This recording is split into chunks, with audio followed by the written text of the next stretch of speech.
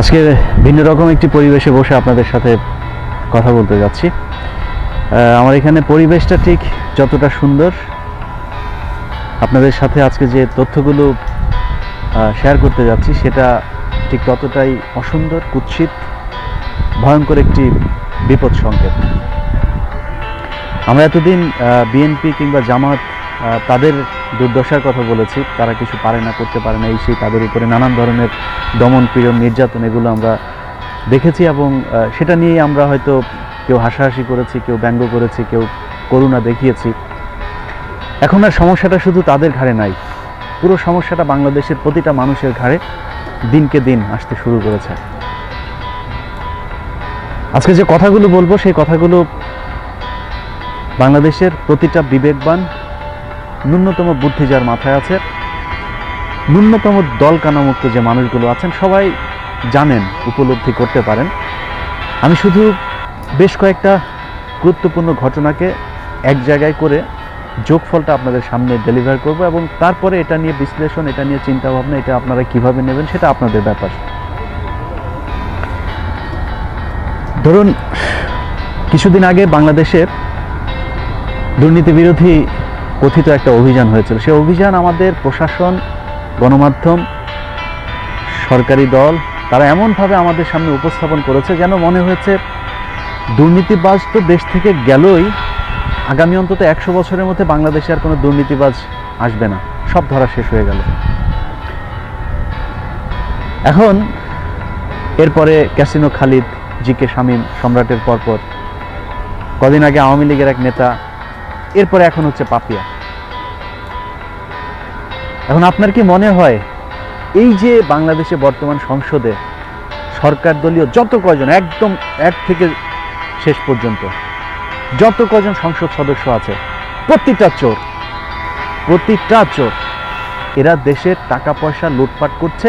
সেটা শুধু এই সরকারের আমলে না, প্রায় প্রতিটা সরকারের আমলে, অন্য সরকারের আমলে হয়তো 2-4 জন থাকতে পারতো, কিন্তু এখন কোনো এমপি, কোনো সংসদ সদস্য যদি চায় ভালো থাকতে, তারপরে তার পক্ষে থাকা সম্ভব না। কারণ তারা জানেন যে এরপরে আমাদেরকে দীর্ঘ একটা সময় দেশের বাইরে যে থাকতে হবে, সেই জায়গায় আমাকে সুখে সমৃদ্ধি নিয়ে যদি থাকতে হয়, বিশাল অঙ্কের একটা টাকা নিয়ে আমাকে সেখানে থাকতে হবে। যে কারণে সবাই second home, Swiss bank, Canada, America, Australia, বিভিন্ন দেশে তারা টাকার পাহাড় জমিয়েছে। অতএব এই মুহূর্তে যে সংসদটা চলছে, এই সংসদের প্রতিটা সরকার দলীয় সংসদ সদস্য এরা চোর।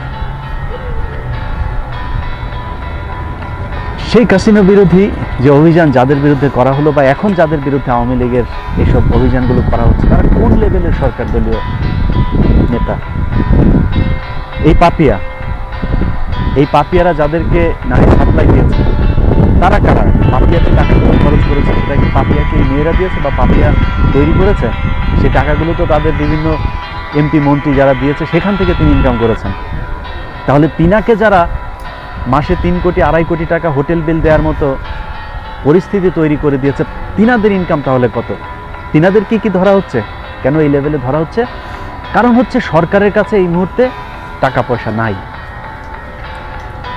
2019-20 অর্থ বছরে সরকারের রাষ্ট্রীয় ব্যাংকগুলো থেকে যে লোন নেওয়ার কথা ছিল, সেই লোনের পুরোটা তারা নিয়ে নিয়েছে 5 মাসে, প্রথম 5 মাসে। এবার পরের 7 মাস তারা চলবে কিভাবে?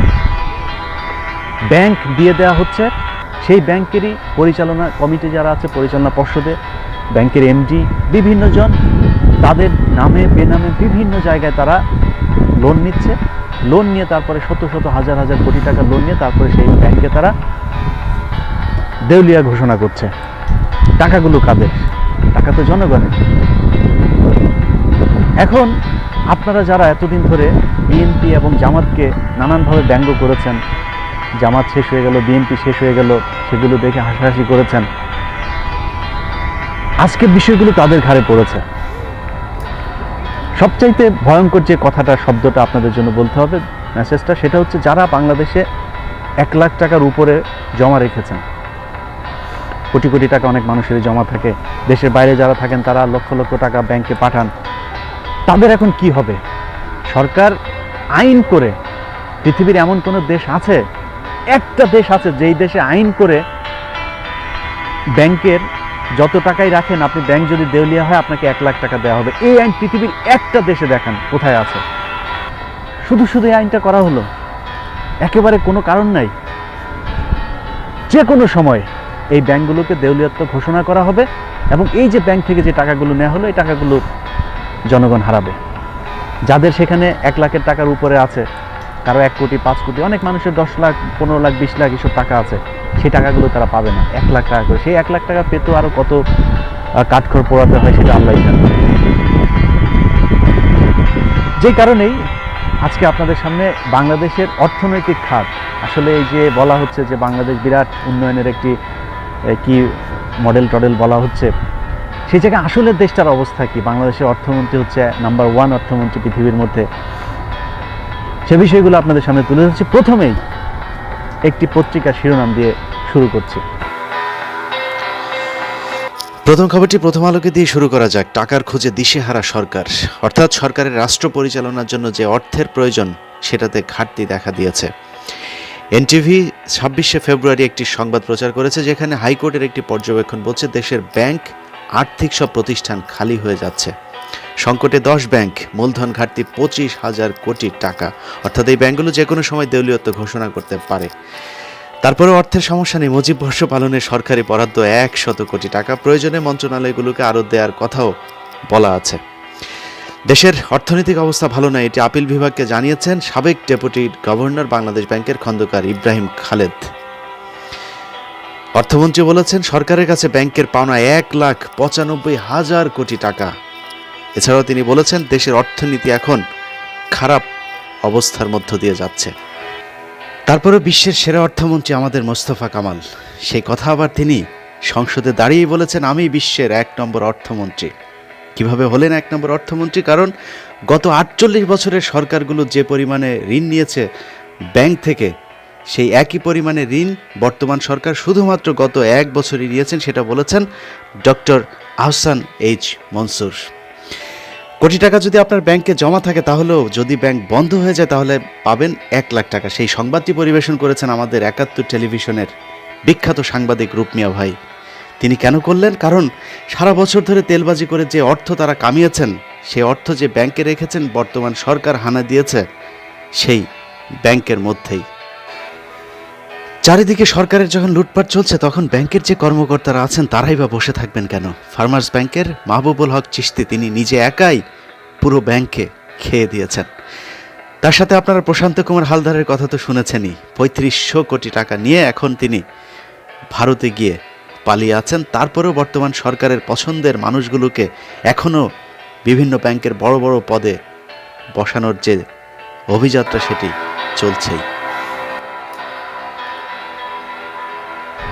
এতক্ষণ আপনাদের সামনে যে তথ্যগুলো আমি তুলে ধরলাম এগুলো একটা কিন্তু আমার বানানো না, এবং দেশের স্বীকৃত জাতীয় পত্রিকাগুলো, কোনো বেনামের কোনো এরকম অখ্যাত পত্রিকা না, সবই মোটামুটি প্রসিদ্ধ পত্রিকা।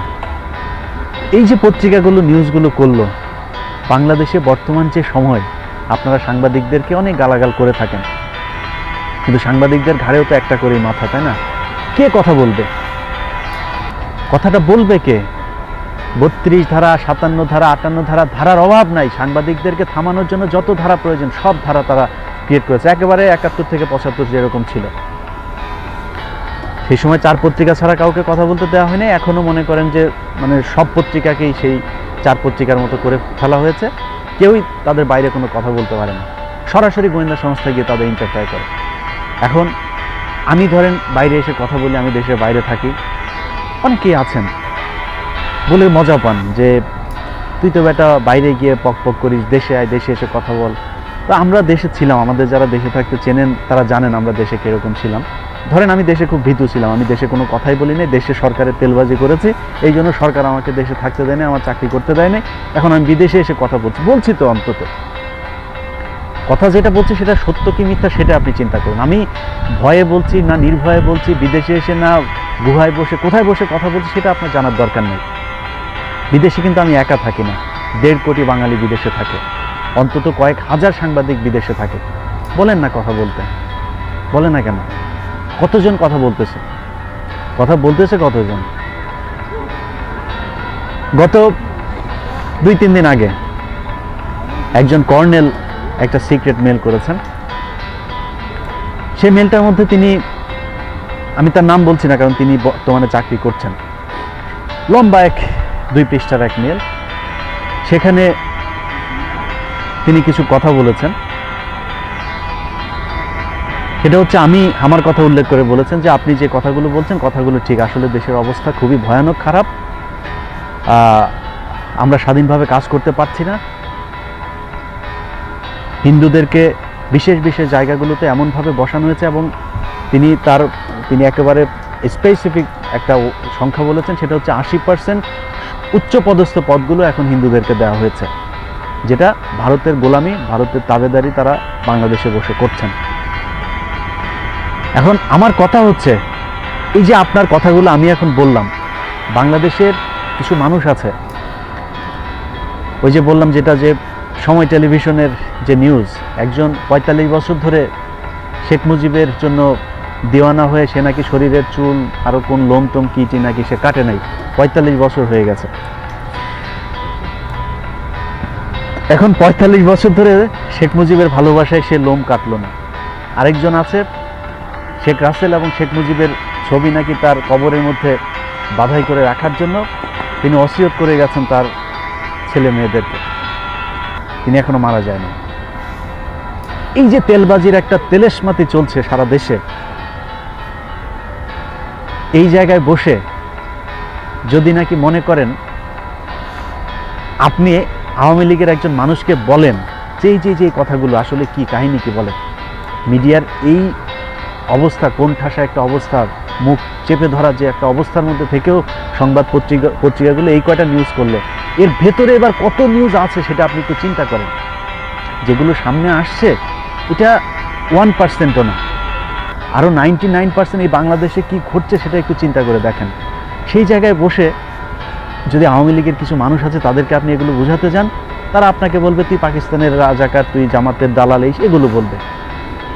কিন্তু যদি বিষয়টা এরকম হতো, আপনারা প্রশাসনে যারা চাকরি করছেন, সেনাবাহিনীর 5 জন অফিসার, সচিবালয়ের 5 জন অফিসার, পুলিশের 5 জন অফিসার, এরকম বিশেষ বিশেষ জায়গার গুরুত্বপূর্ণ কিছু মানুষ, আপনাদের তো টাকার অভাব নেই, কেন টাকা তো কামিয়েছেন আপনারা, বউ বাচ্চা নিয়ে বিদেশ চলে আসেন, বিদেশে এসে তারপরে সেখানে থাকেন, থেকে আপনারা অন্তত 20-25 জন মানুষ বসে তারপরে বলেন যে দেশের এই অবস্থা আমরা এটা মেনে নিতে পারছি না।